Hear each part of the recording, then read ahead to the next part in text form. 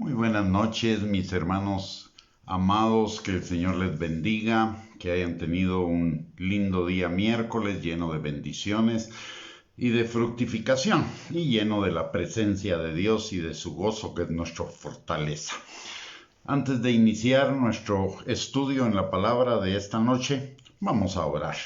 Le voy a pedir que me acompañe. Padre bendito, te damos gracias, Señor, en el nombre de Jesús por esta noche, por el privilegio que nos da, Señor, de podernos reunir para escudriñar tu palabra, para entenderla y principalmente para que tu palabra quede sembrada en nuestros corazones y la pongamos en práctica, Señor, para gloria tuya y para nuestra bendición. Señor, te damos gracias porque hasta aquí tú nos has ayudado. Tú has sido un Padre fiel y bueno, que has suplido todas nuestras necesidades conforme a tus riquezas en gloria en Cristo Jesús. Nos has guardado, nos has fortalecido, nos has protegido como con un escudo de tu favor, Señor.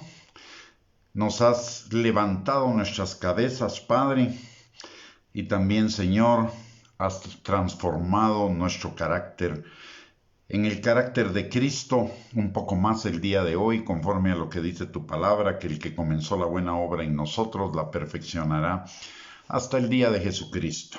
Señor, te damos gracias por el regalo de Cristo en nuestras vidas, por haberlo enviado, Señor, a morir en esa cruz del Calvario para el perdón de nuestros pecados y para que nosotros tuviéramos vida eterna. Señor, también te damos gracias por el regalo de tu Espíritu Santo que tú has enviado a cada uno de nosotros para morar en nosotros, para que esté con nosotros y sobre nosotros, Señor.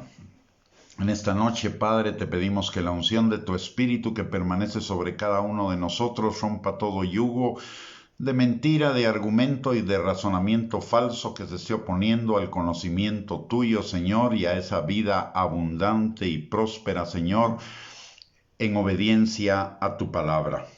Señor, te pedimos que tu Espíritu Santo nos guíe a toda verdad, abriendo nuestros ojos, abriendo nuestros oídos, pero sobre todo preparando nuestro corazón para que tu palabra, Señor, quede sembrada en ellos y fructifique para la gloria tuya, Padre. Te lo pedimos, Señor, en el nombre poderoso de Cristo Jesús, sabiendo, Señor, que tú enviarás esa porción de eternidad, esa semilla de eternidad y de bendición a nuestras vidas en esta noche, porque tu palabra dice que cuando los hermanos estamos juntos y en armonía, ahí envías tu bendición y vida eterna.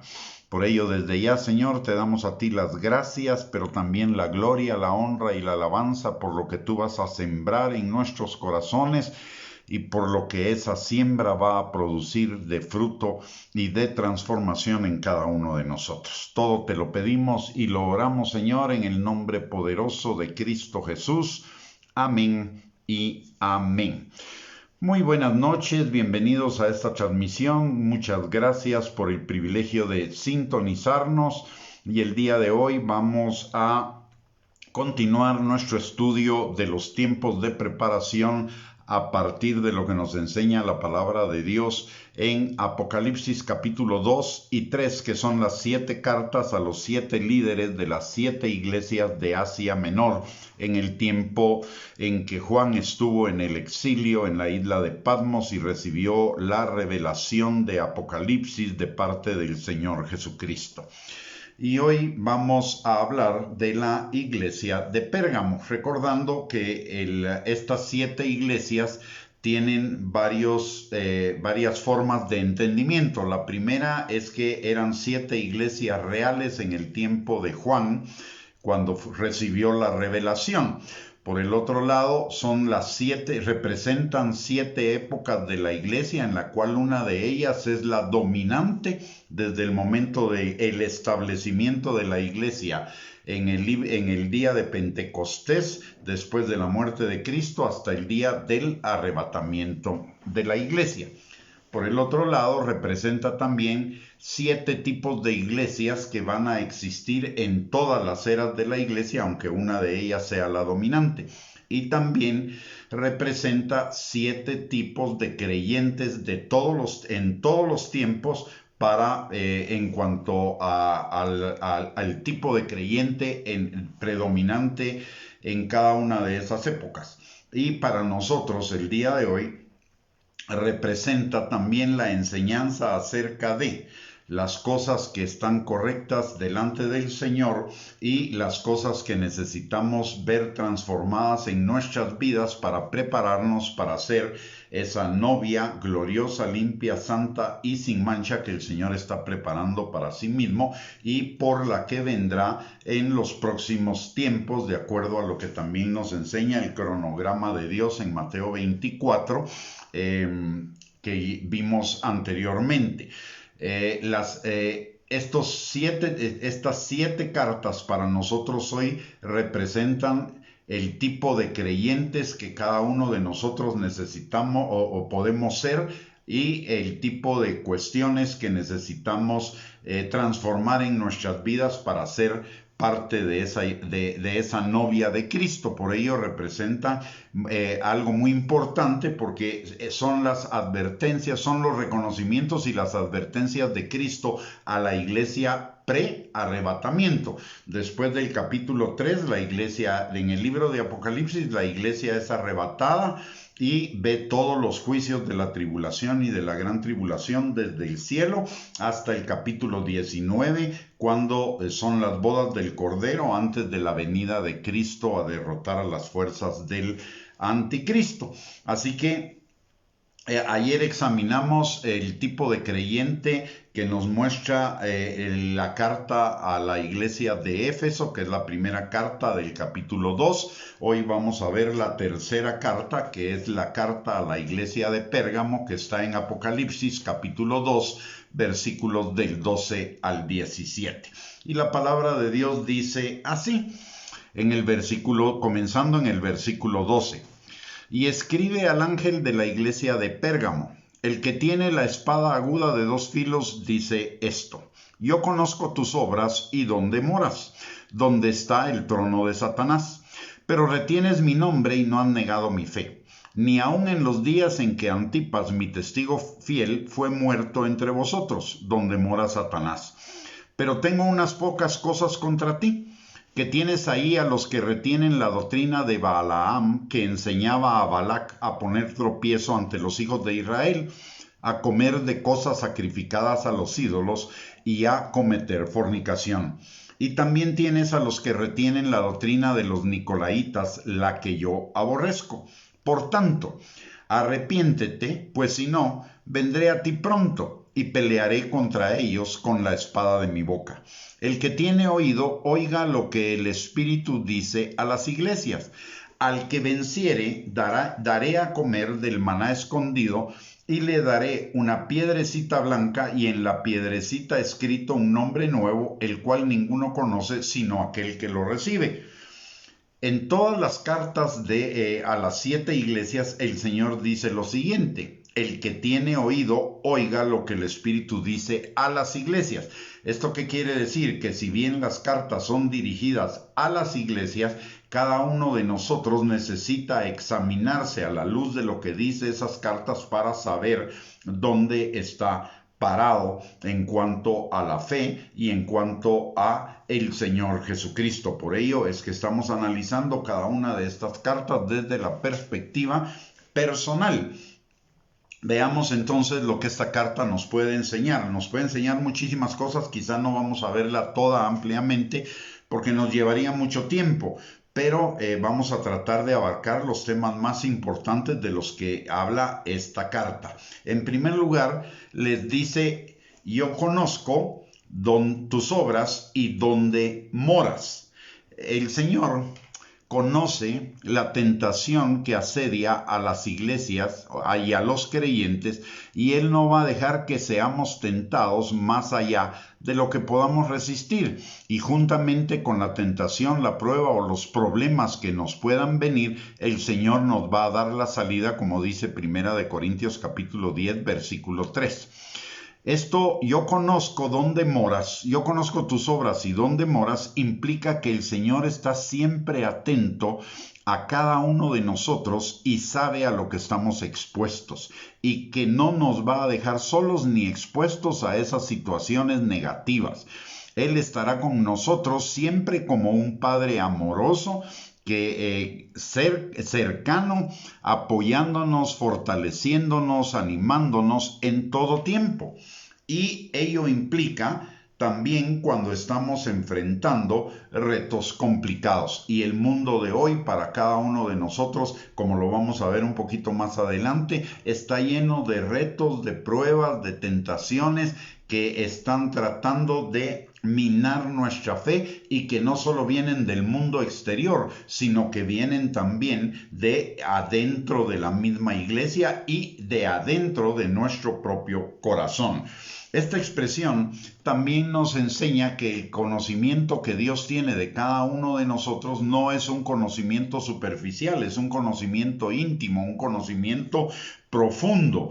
Significa, y también significa esto, significa, hijos, no se preocupen ni se afligen ni se aflijan por dura que está la situación. Yo estoy cerca, yo estoy disponible para ustedes, para guardarlos, para protegerlos. Recordemos lo que dice la palabra del Señor, que en todas las cosas somos más que vencedores por medio de Él que nos amó y que Él nos ha dado el Espíritu Santo para que esté con nosotros, para fortalecernos, empoderarnos, guiarnos, enseñarnos, consolarnos y dirigirnos a esa vida en victoria, a esa vida en bendición que Él tiene para cada uno de nosotros. Por lo tanto, no deberíamos tener ninguna aflicción ni ninguna tribulación en medio de todos los retos y situaciones contrarias y complicadas que podamos estar viviendo, porque nuestro Padre maravilloso, nuestro Padre perfecto, siempre está cercano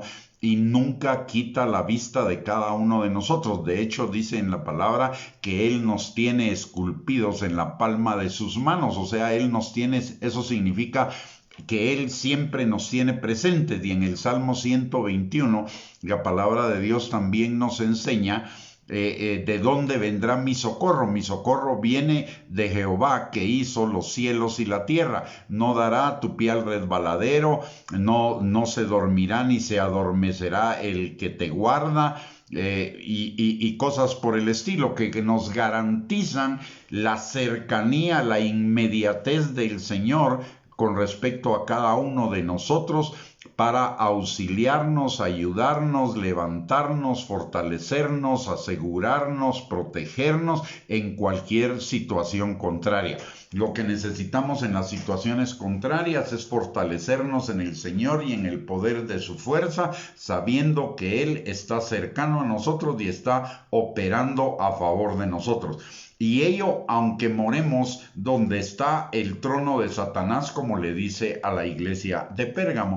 Y la verdad es que el día de hoy cada uno de nosotros los creyentes está viviendo donde está el trono de Satanás. Y vamos a explicarlo por qué. Primero que nada, veamos a qué se refiere esto del trono de Satanás en relación a la ciudad de Pérgamo.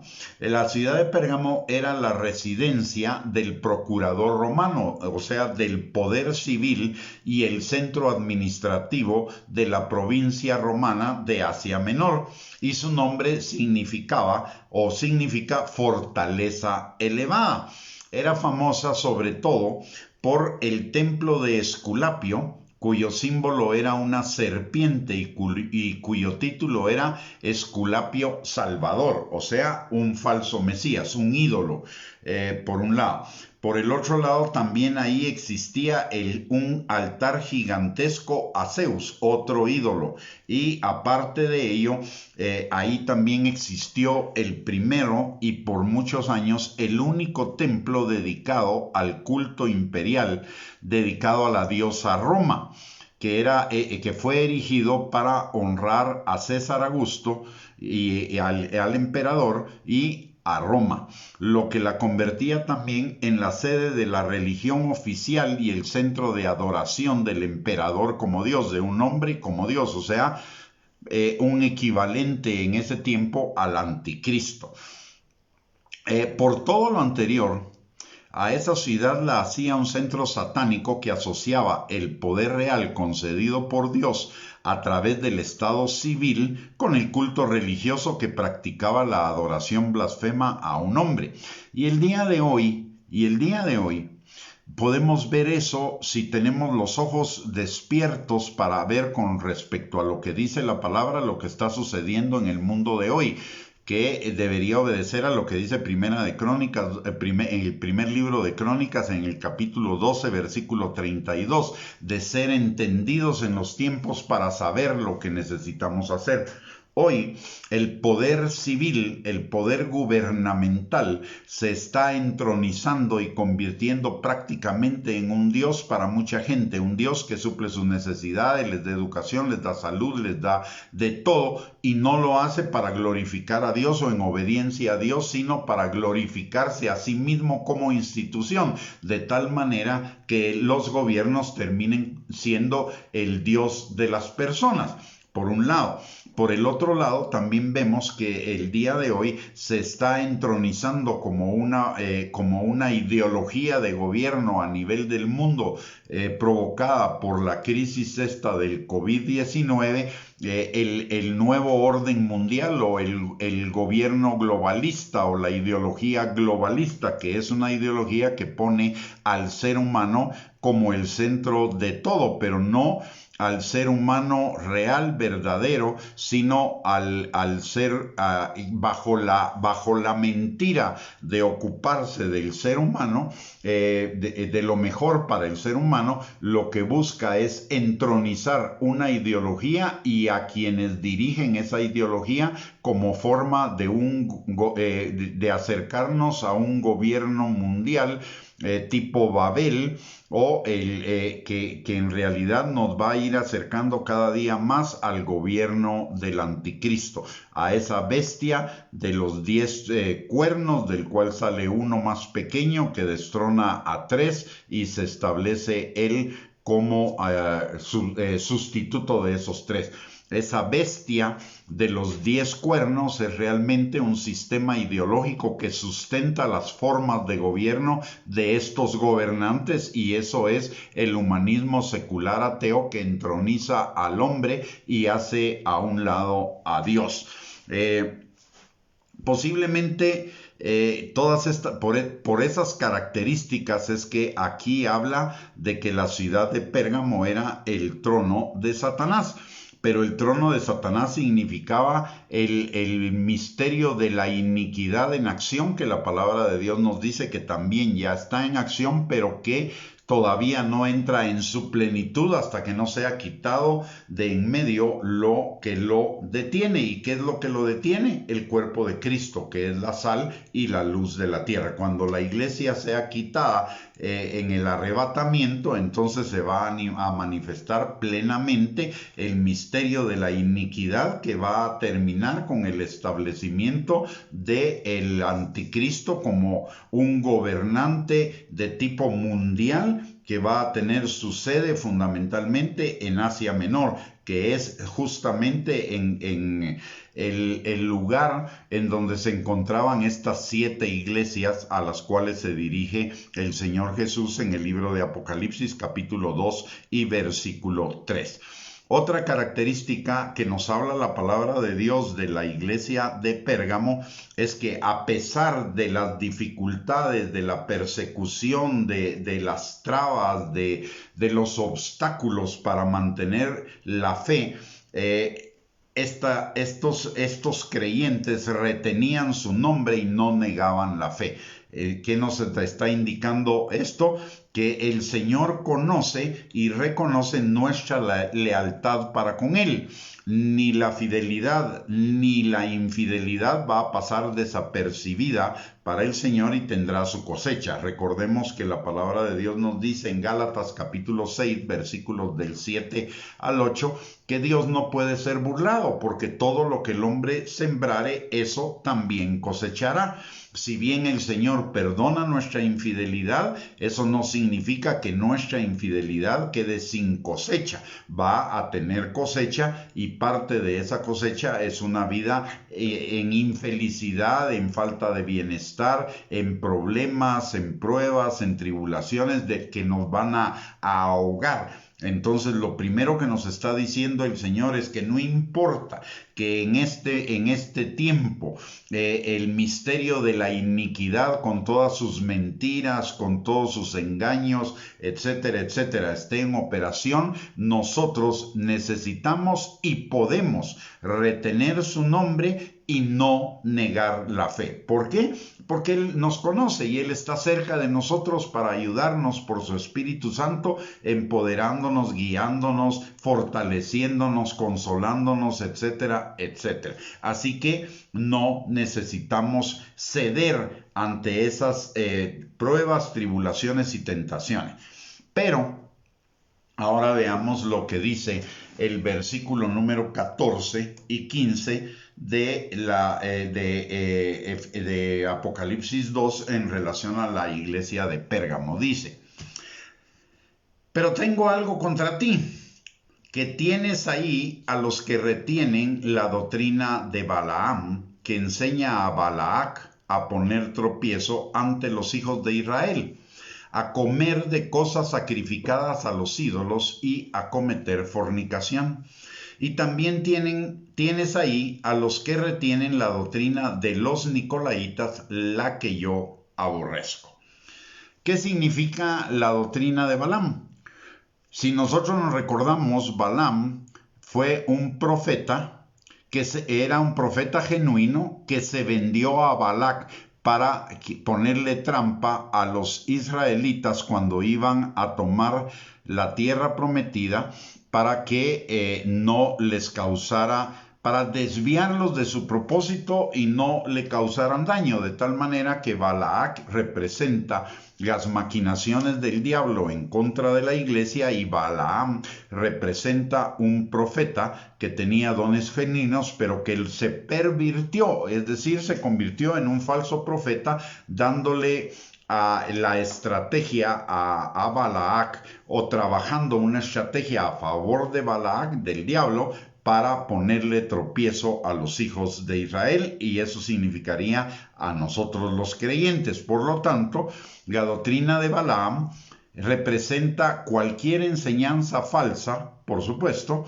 que tenga por objeto rebajar, y ello implica ponerle tropiezo a los estándares bíblicos de la vida de santidad.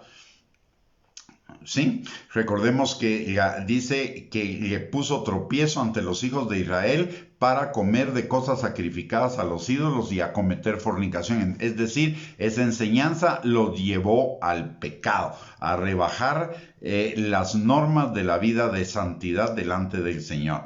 Y cuando acá habla de cosas sacrificadas a los ídolos y cometer fornicación, etcétera, etcétera, se está refiriendo a todas las cosas que se relacionan con la autocomplacencia, la autogratificación y la autoexaltación del ego, el falso yo, ese corazón engañoso y perverso que aún poseemos en alguna medida cada uno de nosotros, o lo que la palabra de Dios también llama la carne. Cosas que están relacionadas con la idolatría del yo y con cualquier tipo de pecado, que es no hacer la voluntad de Dios, sino hacer nuestra propia voluntad. Implica la no separación del mundo y estilos de vida de tolerancia al pecado en cualquiera de sus manifestaciones y por los motivos que sean. Y hoy está de moda en muchos creyentes el ser diplomáticos, condescendientes, tolerantes, comprensivos, positivos, no tan negativos para con el pecado que está dentro de ellos mismos, y para muchos esto les puede parecer demasiado fuerte. Es decir, hoy en muchos sectores de la cristiandad no se habla de pecado, no se habla de arrepentimiento, no se habla de obediencia, no se habla de santificación, no se habla de hacer morir el yo, etc. Porque resultan enseñanzas demasiado fuertes que pueden ofender a los pecadores, pero también que pueden ofender a algunos dentro de la iglesia, olvidándonos de que el mensaje central y primario del Señor Jesucristo es: arrepiéntanse y por lo tanto reconozcan su pecado, obedezcan a Dios, caminen hacia la santificación. Hoy eso puede resultar malas palabras para muchos que se dicen creyentes, así como para los pecadores. Que a los pecadores les resulte eso muy fuerte, pues está bien. Es natural, porque son confrontados con su pecado y no quieren doblegarse delante del Señor y reconocer que están mal. Pero que eso sea molesto para un creyente, eso nos debería llevar a poner en duda si ese creyente es verdaderamente salvo. ¿Por qué? Porque el ser verdaderamente salvo significa tener una naturaleza como la del Señor. Recordemos que nacemos de nuevo, y ese nacer de nuevo es recibir la naturaleza de Dios en nosotros, y la naturaleza de Dios aborrece el pecado en cualquiera de sus manifestaciones. Por lo tanto, no es que haya que ser diplomático, condescendiente o tolerante ante el pecado. Y algo curioso en esto es que estos hermanos, y los hermanos de Pérgamo, o los creyentes de Pérgamo, por lo que nos dice la palabra de Dios, habían soportado la presión externa, habían soportado los ataques de afuera, pero no estaban soportando los ataques de adentro. Ellos se estaban fortalecidos para superar los obstáculos de afuera, o las presiones o los ataques de afuera, pero eran descuidados en cuanto a lo interno. Y muchas veces nosotros los creyentes somos así. Estamos preparados para enfrentar los problemas que el mundo pueda traernos, pero somos descuidados en cuanto a crucificar, a negar, a poner en servidumbre nuestro propio ego, porque nuestro ego es engañoso y perverso y nos hace ver las cosas malas como buenas. La autocomplacencia, la autogratificación, la autoexaltación nos las hace parecer como cosas buenas o satisfactorias, cuando en realidad son caminos que nos parecen derechos en nuestra propia opinión, pero que su fin es camino de muerte. Muchos de los creyentes pensamos que porque vamos a la iglesia y tenemos un comportamiento exteriormente espiritual y hasta algunas actitudes espirituales, somos confiables, leales y bien intencionados, olvidándonos que el diablo muchas veces se disfraza como ángel de luz. En la teología del diablo es la mentira o la verdad a medias, que es una mentira también.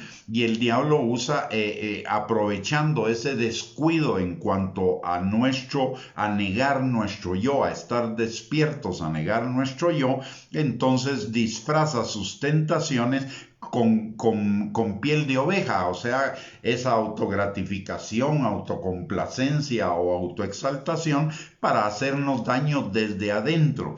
Y lo peor del caso es que en algunos sectores del cuerpo de Cristo se manejan enseñanzas y actitudes que fortalecen el ego en lugar de ponerlo en servidumbre. Enseñanzas como la del éxito económico, la del éxito social, la de la autoestima, el amor propio, el libre albedrío y cosas por el estilo. Lo que vienen, esas parecieran ser verdades, pero son mentiras. Son mentiras a medias, tapadas, digamos, con algunos versículos bíblicos, pero que el efecto en nuestro corazón es el contrario a lo que dice la palabra de Dios. En lugar de buscar la obediencia a la palabra, lo que estamos haciendo es buscar promesas que nos van a llevar a fortalecer nuestro ego. Toda doctrina que no lleve a la santificación, toda doctrina que no lleve a la obediencia a la palabra de Dios, es una enseñanza de error o falsa. ¿Por qué? Porque la voluntad del Señor por encima de cualquier otra cosa es nuestra santificación. La buena voluntad de Dios, agradable y perfecta, es nuestra santificación. La santificación significa abandonar el pecado. La santificación significa negar nuestro yo. La santificación significa permitir la obra del Espíritu Santo, llevándonos a la obediencia a la palabra, a la transformación de nuestro carácter en el carácter de Cristo, a la manifestación del fruto del Espíritu, que es amor, gozo, paz, paciencia, benignidad, bondad, fidelidad, humildad y dominio propio, en lugar de la autosatisfacción, la autocomplacencia o la autoexaltación. Y esto el Señor lo aborrece, como dice claramente en la palabra, en los versículos 14 y 15 de Efesios 2. Dice que Él también, Él aborrece la doctrina de Balaam, o sea, las doctrinas falsas, y la doctrina de los nicolaítas, que también era otra doctrina falsa. Entonces, el Señor es una infidelidad para con el Señor el aceptar esas doctrinas de error y o falsas y seguirlas en contra de la voluntad del Señor, que es nuestra santificación, que implica reconocimiento del pecado, confesión del pecado, arrepentimiento, obediencia a la palabra de Dios, negar nuestro yo y caminar permitirle al Espíritu Santo la transformación de nuestro carácter en el carácter de Cristo. ¿Y por qué el Señor aborrece estas doctrinas? Simple y sencillamente porque por los efectos que causan, en primer lugar, en la separación del creyente de la verdadera devoción a Dios y en la degradación que van a producir en aquellos a los cuales el Señor ama, es decir, en nosotros sus hijos. Los creyentes, cada uno de nosotros necesita ser un baluarte, una columna y un baluarte de la verdad y defensores de la sana doctrina, que es la búsqueda de la santificación de los creyentes como primera prioridad, y no tolerar prácticas que lleven a fortalecer ese gigantesco ídolo que permanece en una parte de nuestro corazón perversa y engañosa, escondido y produciendo esos caminos que nos parecen derechos en nuestra propia opinión, pero que son caminos de muerte que nos alejan de la verdadera voluntad del Señor, que es nuestra santificación, es prepararnos para ser esa iglesia gloriosa, limpia, santa y sin mancha que Él está preparando para sí.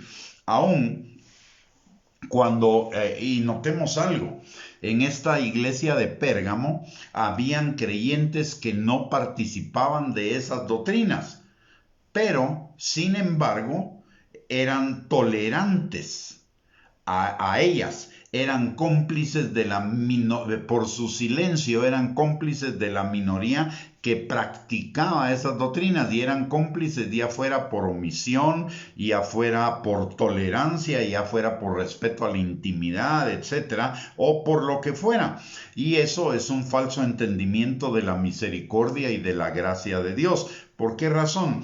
Porque aún cuando el Señor es misericordioso y lleno de gracia, el Señor no tolera el pecado, lo aborrece.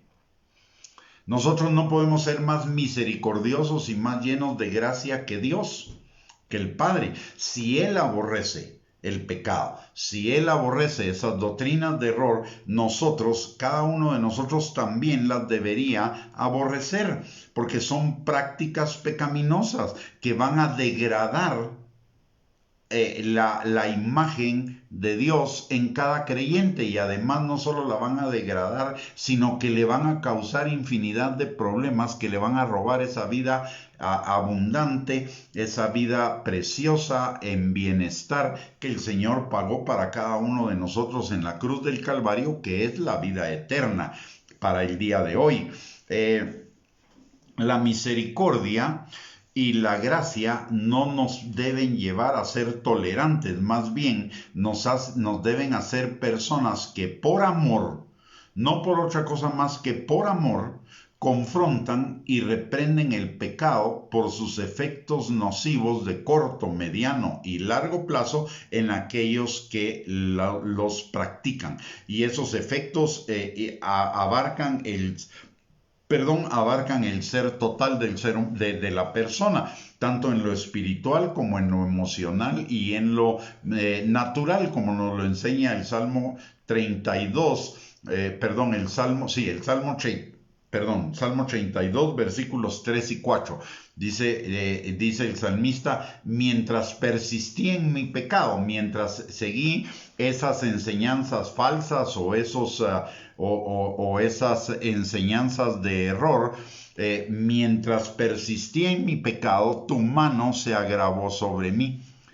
Mis huesos se secaron y mi verdor se convirtió en sequedad. Es decir, un problema espiritual que era una falsa doctrina, una falsa enseñanza, un pecado, influyó en que David no solo tuviera un problema espiritual con Dios, sino que además tenía un problema emocional, su verdor, su vida se secó y aparte se convirtió en sequedad. En lugar de tener bendición, tuvo sequedad y además de ello sus huesos se secaron, y eso es enfermedad física. O sea, el pecado, llamémoslo el pecado como un problema espiritual, determina también problemas emocionales y problemas físicos en la persona. El pecado no es una enfermedad, el pecado es un pecado que tiene efectos en lo espiritual, en lo emocional y en lo físico que no deberíamos ignorar. Pero esa tolerancia, esa diplomacia, el ser políticamente correctos, nos impide muchas veces confrontar el pecado por amor en la persona que lo está practicando, y lo que estamos haciendo es permitiendo que esa persona se vaya en un hoyo más profundo, y eso no es misericordia, ni gracia, ni amor. Por amor, por misericordia y por gracia deberíamos confrontar el pecado. En el mundo de hoy entiende la tolerancia como dejar hacer y dejar pasar. Sin embargo, el amor, la misericordia y la gracia de Dios no son tolerantes ni descendientes con el pecado, ni lo dejan pasar. El Señor, dice la palabra claramente, que el Señor no tendrá por inocente al culpable, ni al inocente por culpable. Es decir, el culpable no será inocente, como el inocente tampoco será culpable. Entonces el Señor es bien claro, es bien definido, y de esa misma forma cada uno de nosotros deberíamos ser iguales, no tolerantes. El problema de la iglesia de Pérgamo es que ellos eran tolerantes con el pecado, tolerantes con esas falsas enseñanzas y esas falsas doctrinas. Y no solo no debemos ser tolerantes con eso, sino que además no deberíamos permitir que el enemigo de nuestras almas introduzca falsos conceptos de la vida cristiana que no tienen que ver con la santificación, ni falsos conceptos de tolerancia, positivismo, condescendencia, diplomacia, etc., dentro de nosotros ni dentro de nuestras iglesias, porque van a terminar minando nuestra resistencia y defensa ante las artimañas del diablo, y nos pueden hacer tropezar en sus maquinaciones, con efectos muchas veces devastadores en nuestras vidas espirituales, emocionales, físicas, familiares, económicas, etcétera, etcétera. Recordemos siempre que aun cuando el amor, la misericordia y la gracia no son legalistas, formalistas, tampoco son libertinaje.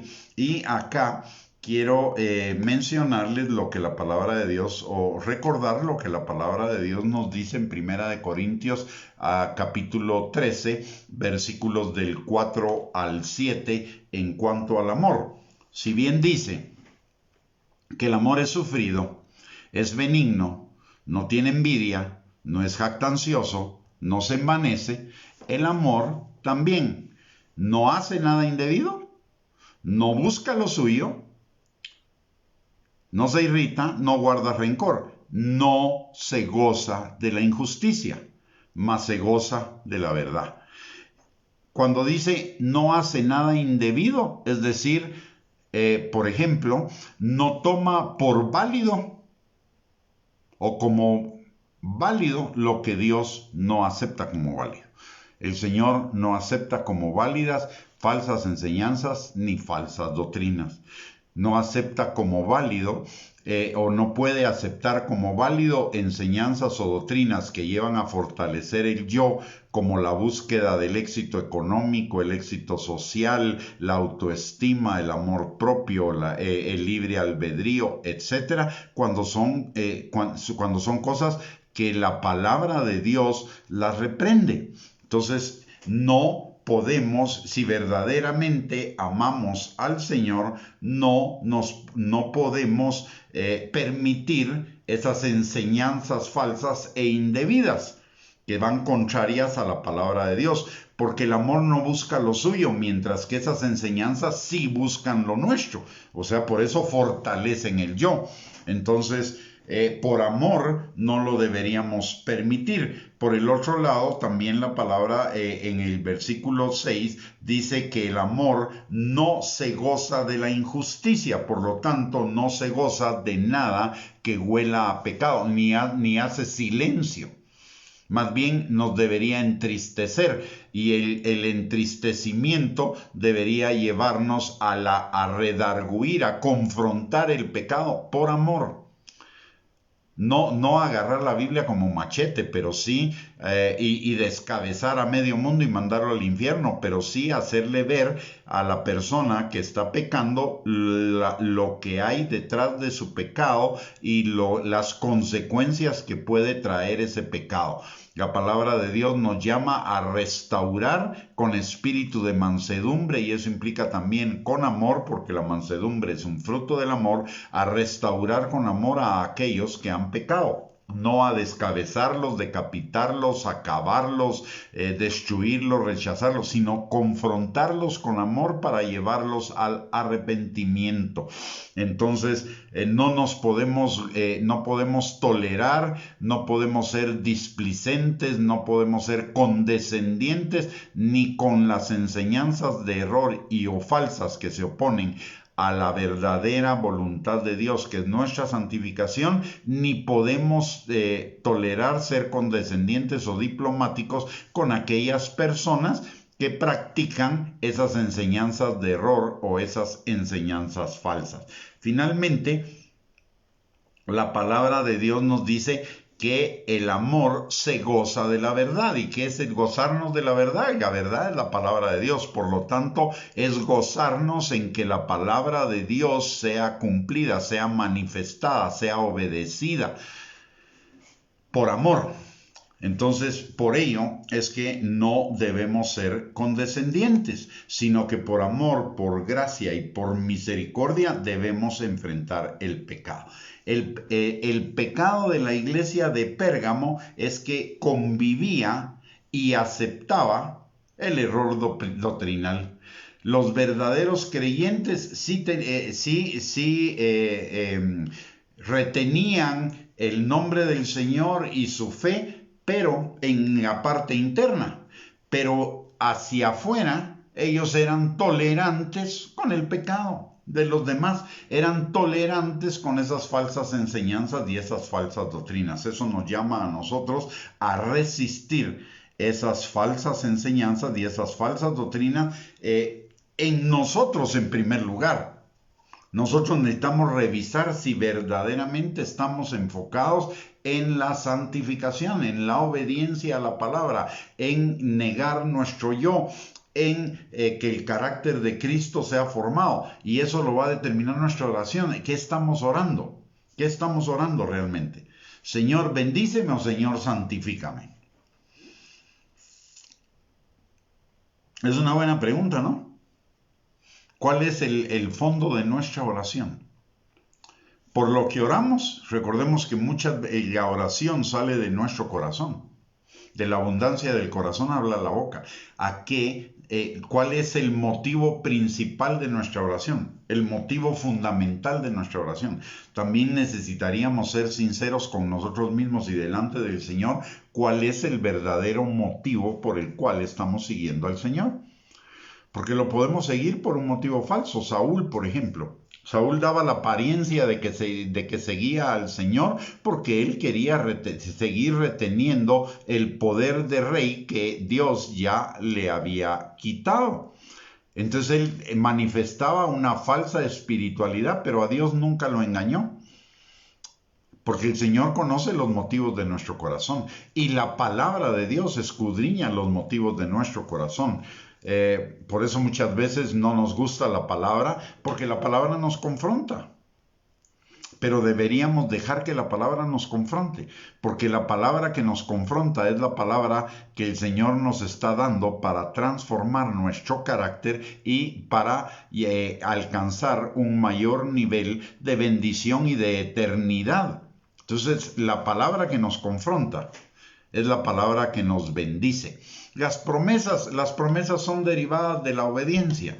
Y la palabra que nos confronta generalmente nos confronta porque no la estamos obedeciendo.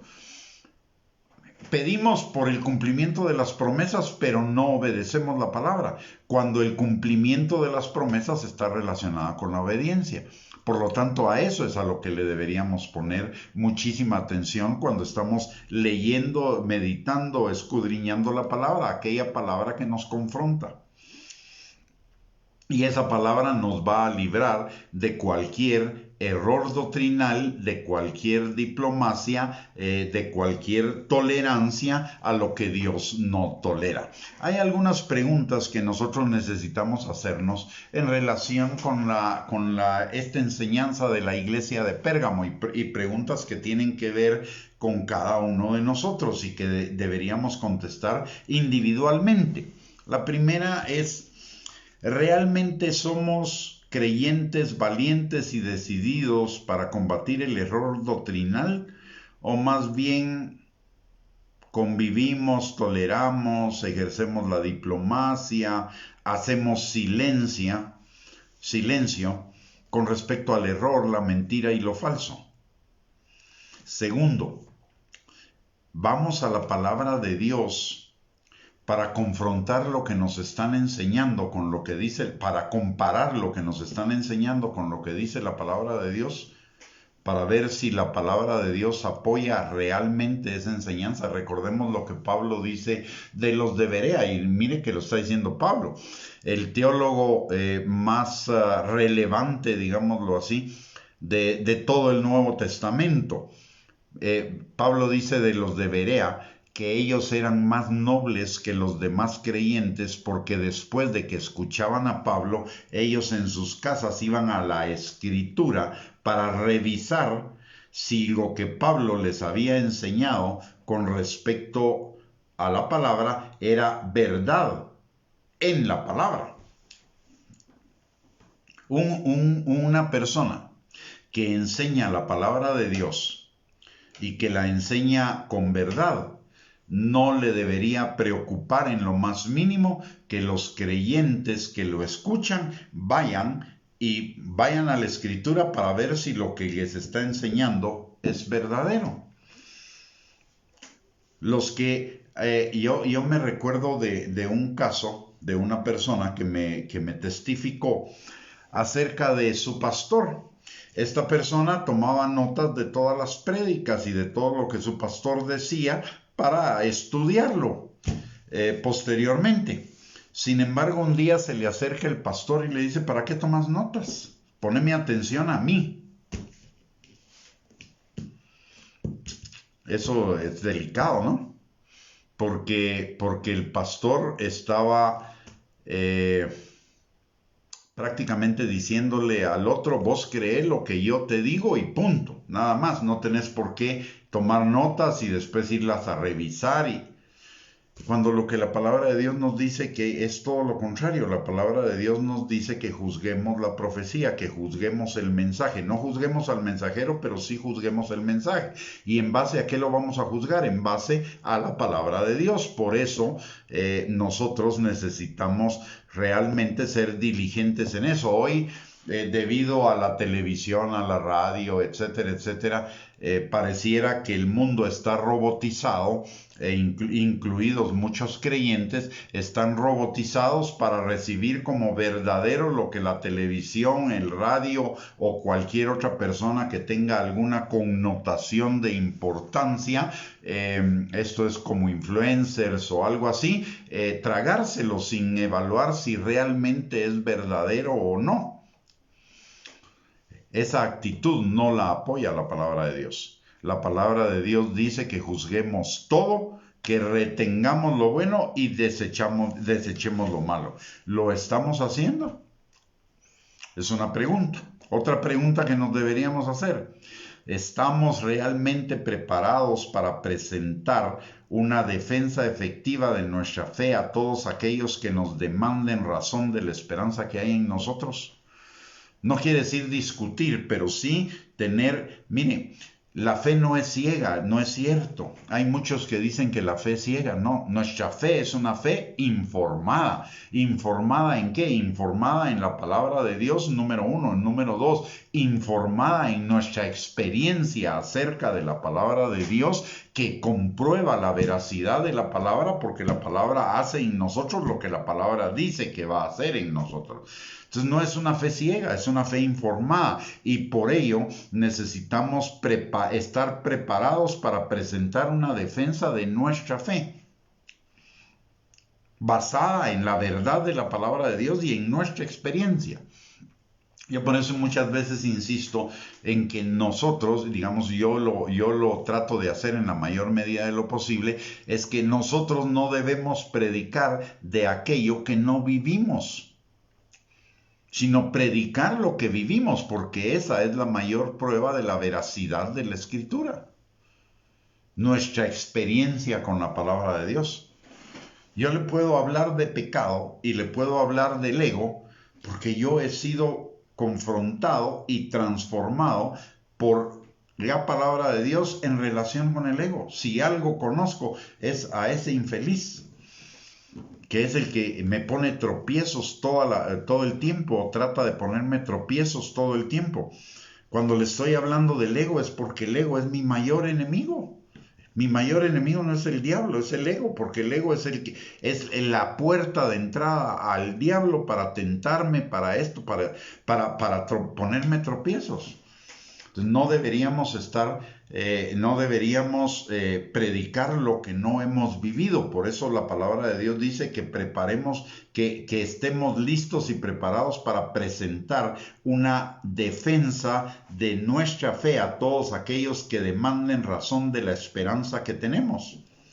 No es para discutir, pero sí es para darle evidencias de lo que la palabra de Dios dice en relación a la vida del ser humano. Cuarta pregunta. ¿Somos valientes y decididos en la defensa de la fe? ¿O estamos dispuestos a ser valientes y decididos en la defensa de la sana doctrina, de la verdadera, de la obediencia, de la santificación, con aquellos que se opongan? ¿O estamos permitiendo con nuestro silencio el avance del humanismo, el psicologismo, la corrupción, la violencia, la demagogia, etcétera, tanto fuera de la iglesia como adentro? Porque déjeme decirle que lo que está pasando afuera también está pasando adentro de la iglesia. Así como hay humanismo afuera de la iglesia, también hay humanismo adentro de la iglesia. Sutil, pero lo hay.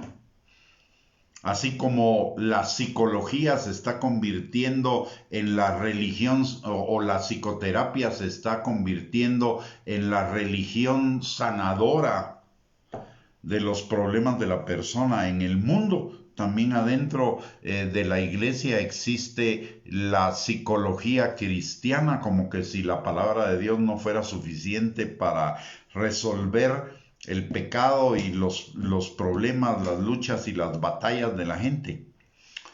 Corrupción, pues también la hay. Preferencias, cuestiones relacionadas con dinero, cuestiones relacionadas con pecado, también están adentro de la iglesia. La violencia también está dentro de la iglesia. Hay un tipo de violencia que, aunque no sea física, es una violencia espiritual. Cuando, por ejemplo, alguien está en desacuerdo con un líder y el líder le dice: no puedes estar en desacuerdo conmigo porque estás levantando tu mano contra el ungido de Jehová. Eso no es bíblico. Cuando David dijo esa expresión era porque tenía la muerte de Saúl en sus manos. Sin embargo, el mismo David, cuando deja ir a Saúl, desde lejos lo confronta y le dice: tú estás equivocado en relación a lo que estás haciendo para conmigo. O sea, sí lo confrontó. Podemos confrontar a un líder si el líder está equivocado. El hecho que sea líder no significa que sea infalible. Pero usar eso de la infalibilidad, porque soy el ungido de Jehová, eso es abuso espiritual, es violencia espiritual, y la hay dentro de la iglesia. Como también hay demagogia dentro de la iglesia. Ofrecemos cosas, los líderes ofrecen cosas a las ovejas que posteriormente no las cumplen. O sea, eso está tanto en la iglesia como fuera de la iglesia. Somos valientes y decididos, estamos dispuestos a ser valientes y decididos para confrontar esas cosas. Mire, tiene un costo. Sí, lo tiene. A mí hay lugares donde no me dejan entrar, no me invitan.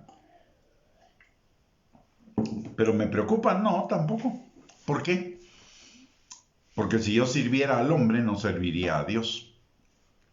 Dios me dio un mensaje y voy a ser fiel a ese mensaje hasta los últimos instantes de mi vida.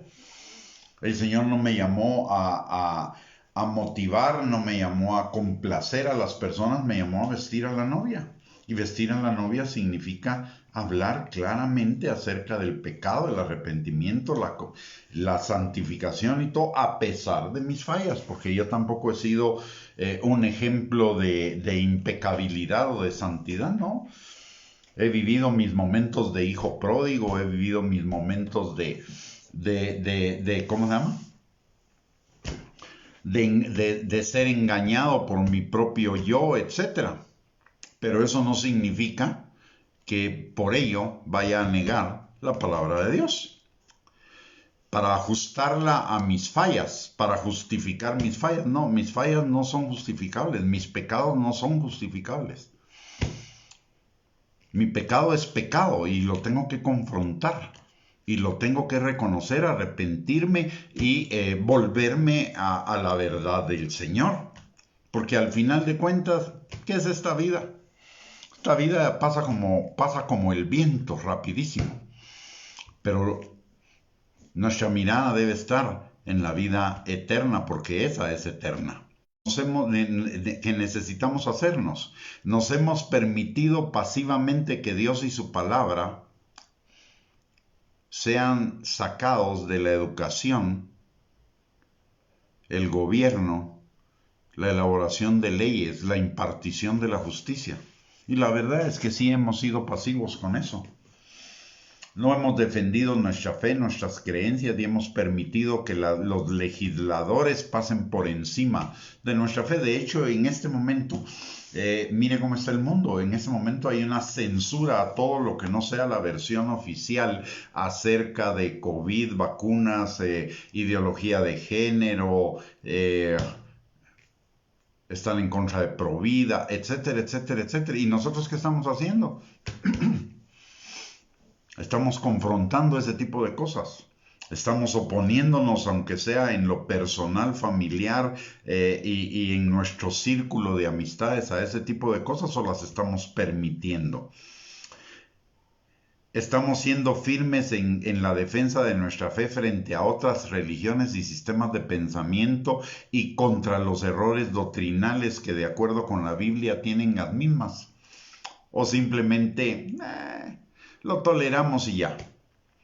Estamos plenamente seguros de que las enseñanzas en las que nos estamos enfocando el día de hoy son las enseñanzas en las que se enfocaban Jesús y los apóstoles. Lo que estamos creyendo es realmente lo que creía Jesús y los apóstoles, que son el fundamento de nuestra fe. Hemos levantado defensa contra aquellos que niegan pasajes enteros de la palabra de Dios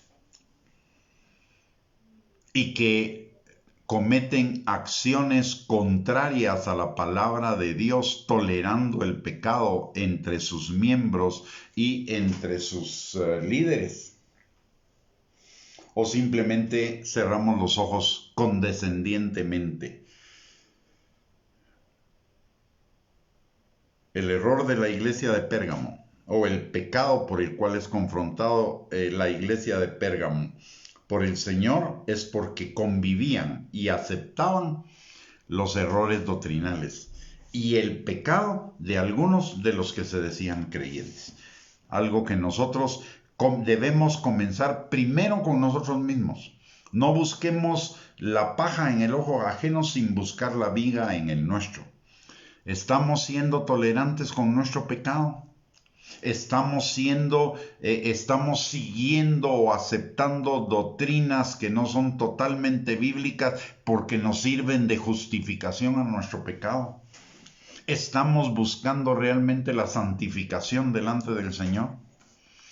¿Estamos siendo consecuentes con todo el mensaje de la palabra de Dios? Esas son las preguntas que necesitamos hacernos a nosotros mismos. No miremos la paja en el ojo ajeno, pero sí veamos la viga en el propio. Examinémonos a la luz de esta palabra a nosotros mismos. No comencemos a lo que yo llamo cabecear la palabra, es decir, pasarla a otro o pensar, esta palabra es para el otro. No, pensemos en nosotros mismos.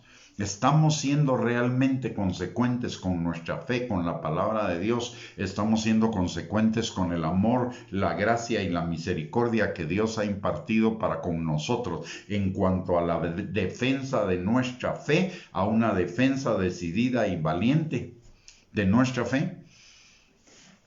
¿Estamos dispuestos a hacer esa defensa o preferimos mejor la calma y no agitar las aguas y no, ¿cómo se llama? Alborotar el hormiguero? ¿A quién estamos dándole nuestra fidelidad? ¿A nuestro ego o a Dios? Muy bien, mis amados hermanos, el día de hoy hemos terminado esta enseñanza que espero que haya sido de bendición para su vida. Un mensaje probablemente muy fuerte, pero un mensaje que todos necesitamos conocer y reconocer a la luz de la palabra de Dios y de lo que está sucediendo en este tiempo y de la inminencia de la venida de Cristo. ¿Cuál es la solución a esto que si nosotros estuviéramos cayendo en alguna de estas cosas que hemos mencionado el día de hoy? ¿Cuál es la solución? Solo hay una. Siempre hay una sola solución a todas las desviaciones que nosotros podamos tener con respecto a lo que nos dice la palabra de Dios. Y esa solución se llama arrepentimiento. ¿Y qué significa el arrepentimiento? Es un cambio de pensamiento, un cambio de sentimiento, un cambio de decisión y un cambio de acción para adaptar nuestro pensamiento, sentimientos, decisiones y acciones a lo que dice la palabra de Dios. Así que, mis amados hermanos, hemos llegado al final de esta enseñanza. Si esta enseñanza ha sido de bendición para usted, para su vida, por favor compártala con sus contactos en las redes sociales, dando de gracia lo que de gracia ha recibido, por un lado. Por el otro lado, les recuerdo que tenemos un par de recursos para su edificación, exhortación y consolación y para prepararnos para la venida de Cristo por su iglesia, para hacer esa iglesia gloriosa, limpia, santa y sin mancha. Y esos recursos son nuestro canal de YouTube, @Gustavo Bianchi, y nuestra página de internet que es www.gustavobianchi.com. www.ministerioreyesysacerdotes.net. Ahí encontrará cualquier cantidad de recursos para edificar su vida y son de acceso total y completamente gratuito. Así que los invitamos a visitarlos y esperamos que sean de bendición para sus vidas. Muy bien. El día de mañana tendremos una nueva enseñanza, ahora sobre la iglesia, si no estoy mal, la iglesia de Tiatira, para seguir preparándonos para la venida de Cristo o para presentarnos delante del Señor como esa iglesia que Él viene a buscar. Así que lo invitamos, solo que la enseñanza mañana será a las 8:30 de la noche, no a las 8, que es el horario regular, sino a las 8:30. Y le recordamos que estas transmisiones y estos estudios de la palabra de Dios son todos los días de domingo a viernes. Normalmente son a las 8 de la noche. El único día que no hay es el día sábado, pero de ahí todos los días de la semana a las 8 de la noche tenemos esta enseñanza por lo regular. Cuando hay alguna variación en el horario la anunciamos anticipadamente, ya sea en la transmisión anterior o bien en la misma página de internet. Así que lo invitamos a compartir con nosotros todos los días. Vamos a orar. Padre bendito, te damos gracias, Señor, en el nombre de Jesús, porque tu palabra, Señor, es una espada aguda de dos filos que no necesariamente nos va a causar siempre placer, Señor, porque discierne los motivos y las intenciones de nuestro corazón, Señor, y te pedimos, Padre, en el nombre de Jesús, que ninguno de nosotros rehuya, Señor, esa confrontación de la palabra, porque es para bendición y para edificación nuestra, Señor. Padre, en el nombre de Jesús, venimos delante de ti en esta hora para pedirte perdón, Señor, por todo error doctrinal que hayamos podido estar sosteniendo, Señor, por no tener nuestro enfoque en lo que es tu buena, agradable y perfecta voluntad, que es nuestra santificación, Señor. Padre, reenfócanos a todos y cada uno de nosotros, si es necesario, en la búsqueda de esa voluntad tuya para nuestras vidas, sabiendo, Señor, que la santificación es la que trae bendición a nuestras vidas, Padre. Señor, transforma nuestros corazones en lo que sea necesario para ayudarnos, Señor, a crucificar nuestro yo, a negar nuestro yo perverso y engañoso, Señor, y también para vivir en obediencia a tu palabra, Padre. Señor, en el nombre de Jesús, trae sobre cada uno de nosotros, Señor, discernimiento, guianza, inteligencia, conocimiento, sabiduría y entendimiento por tu Espíritu Santo, Señor, para poder abrir nuestros ojos a esas enseñanzas falsas y de error, Señor, que pueden parecer bien intencionadas, pero que nos desvían del verdadero evangelio, Padre. Te lo pedimos, Señor, en el nombre poderoso de Cristo Jesús, así como también, Señor, aprovechamos este tiempo para acceder al trono de tu gracia, para encontrar misericordia y gracia para el oportuno socorro, no solo de cada uno de nosotros, sino también de los nuestros, Señor. Padre, en el nombre de Jesús, te pedimos que tu Espíritu Santo esté sobre cada uno, Señor, sanando al que está enfermo, restaurando al que está quebrantado, extendiendo tu manto de alegría y tu óleo de gozo, Señor, sobre todas esas heridas, Señor, en nuestro corazón que necesitan ser sanadas y restauradas para que dejen de estar controlando nuestras vidas, nuestros pensamientos, nuestras emociones, nuestras decisiones y nuestras acciones, Padre. Te pedimos también, Señor, que tu Espíritu Santo destruya, arranque, arruine toda fortaleza que haya levantado el diablo en nuestro ego, Señor, fortaleza de mentiras, argumentos y razonamientos falsos que se opongan al conocimiento tuyo y a la obediencia a la palabra, Señor. Y también, mi Dios Todopoderoso, te pedimos que tú suplas toda necesidad conforme a tus riquezas en gloria en Cristo Jesús. Padre, hoy levantamos delante de ti a todo ministro, Señor, de tu palabra en Guatemala y en el mundo, pidiéndote, mi Dios Todopoderoso, que tu Espíritu Santo nos proteja, Señor, a todos de las falsas doctrinas y falsas enseñanzas, Señor, que son doctrinas generadas en el infierno, aunque vendidas atractivamente a nuestro ego, Señor, para que nos desviemos del verdadero evangelio, Padre. Señor, ten misericordia de cada uno de nosotros y haznos a cada uno de los que predicamos tu palabra, Señor, portadores de la verdad, de esa, que seamos columna de la verdad, Señor, para tu pueblo y para preparar a tu pueblo para que sea esa iglesia gloriosa, limpia, santa y sin mancha que tú estás preparando, Padre. Señor, en esta noche también te pedimos que tú traigas a cada uno de nosotros un descanso reparador en nuestros cuerpos, Señor. Pero también, Padre, te pedimos que tu Espíritu Santo ministre en nuestra alma y nuestro espíritu para fortalecernos y para transformar en una vida, en vida, Señor, tu palabra que ha sido sembrada en nuestros corazones. Y te pedimos que también tu Espíritu Santo nos llene de tu gozo, que es nuestra fortaleza, Señor, para vivir el día de mañana, que es el día que tú hiciste, para que nos gocemos y nos alegremos en ti, Señor, y que tu gozo nos lleve, Señor, a ser productivos, a fructificar, Señor, en todo lo que hagamos, para bendición tuya, para gloria tuya y bendición de los que están a nuestro alrededor, Señor. Todo te lo pedimos, Padre, en el nombre poderoso y precioso de nuestro Señor Jesucristo, dándote la honra, la gloria y la alabanza por las respuestas a nuestras oraciones y también dándote las gracias por ellas, en el nombre poderoso de Cristo Jesús. Amén y amén. Muy bien, mis amados hermanos, que el Señor les bendiga, les guarde, tengan una bendecida y linda noche y que nos podamos ver el día de mañana, si Dios lo permite. Y mientras tanto, bendiciones y un abrazo para cada uno de ustedes y mi agradecimiento por el privilegio que me dan de poder compartir con ustedes esta enseñanza. Un abrazo para todos y bendiciones. Hasta mañana, que el Señor les bendiga, si Dios lo permite. Mañana a las 8:30 de la noche nos volvemos a